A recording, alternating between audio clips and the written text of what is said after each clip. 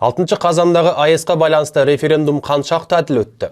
Референдумнан кейін бюллетенді топтап салған мынадай видео тарап халық наразылығын тудырды.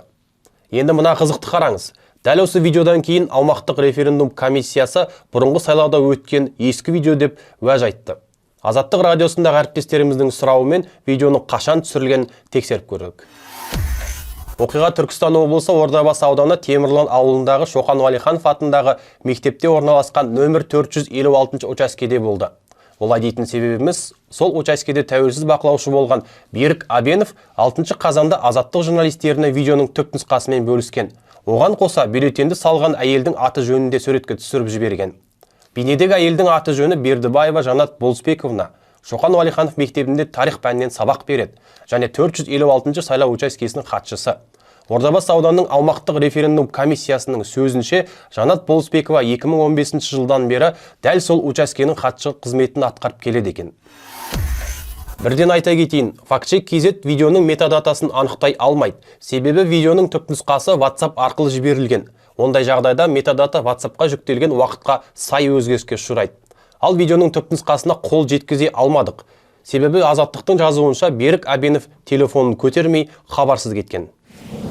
Осы жағдайларды ескере отырып, фактчек KZ редакциясы аталған видеоның бұрын не 6 қазанда болған референдум кезінде түсірілген анықтау үшін 2015 жылдан бергі барлық сайлау науқандарындағы 456 учаскеде түсірілген бейне материалдарға үңіліп көрді.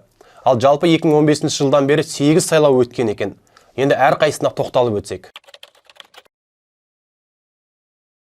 Алдымен АЭС-қа қатысты референдумнан бастасақ.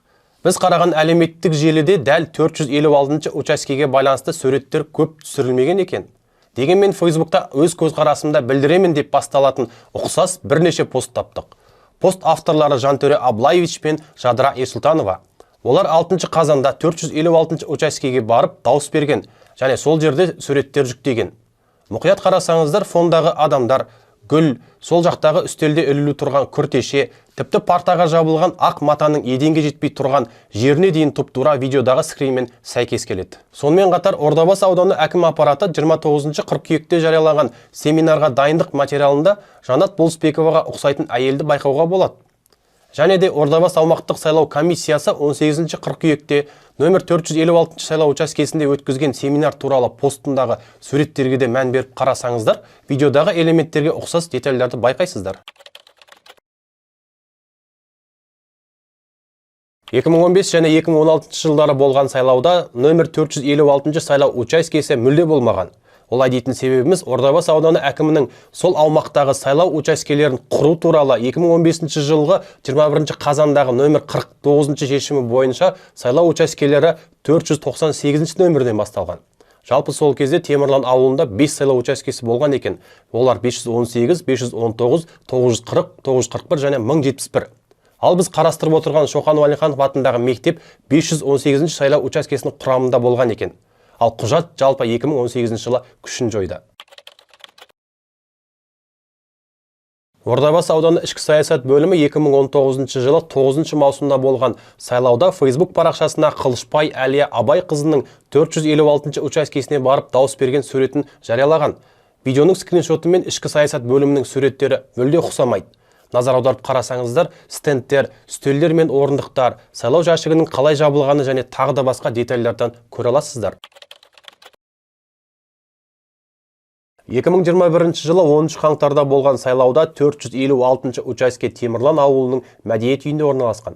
Мұны жергілікті Айға KZ сайтындағы жарияланған суреттерден және осы учаскеге барып пост салған адамдардың жазбасынан байқауға болады. Ал Шоқан Уәлиханов мектебінде 455 сайлау учаскесі болған екен. Мұны бізге танымал Жантөре Аблаевич пен Жадыра Ерсұлтанованың және Гүлмира Түбелбаеваның Facebook парақшасындағы посттардан көре аламыз.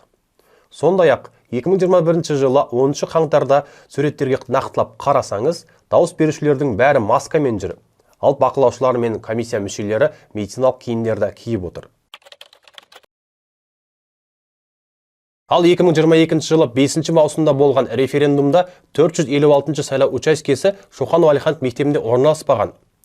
Оны әкімдіктің сайтында орналасқан дауыс беруге келген ерлі-зайыптылардың суреттерінен байқаймыз. Сондай-ақ Ордабасы ауданы ішкі саясат бөлімінің Facebook парақшасына жарияланған суреттерге үңілсек, видеоның скринімен сәйкес келмейді.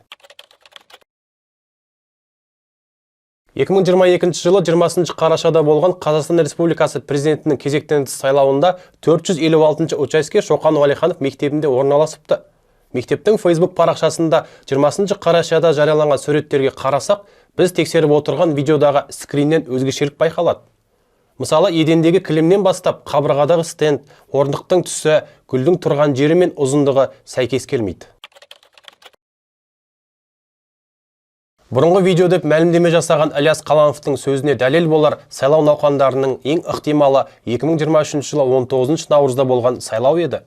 Алайда біз тапқан деректер мұны жоққа шығарды. Бізге таныс Жантөре Абылайевич пен Жадыра Ерсұлтанова сол кезде Шоқан Уәлиханов мектебінде орналасқан 456 учаскеге қайта барып, дауыс беріп, пост салған. Суреттерге қарасаңыздар, біз тексеріп отырған видеоның скринмен сәйкес келмейді.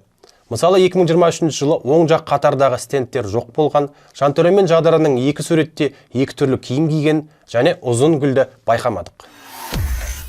Қорыта келе Азаттықтың видеосын толықтай талдап, бейненің 2024 жылы 6 қазанда түсірілген деп айта аламыз. Сондықтан да бұл видеоның бұрын түсірілуі мүмкін емес. Ал сіздер бұл туралы не ойлайсыздар? Пікіріңізді комментке жаза кетіңіз, видеомен бөлісіп каналға тіркеліңіз, шындыққа сіздің де таласыңыз бар.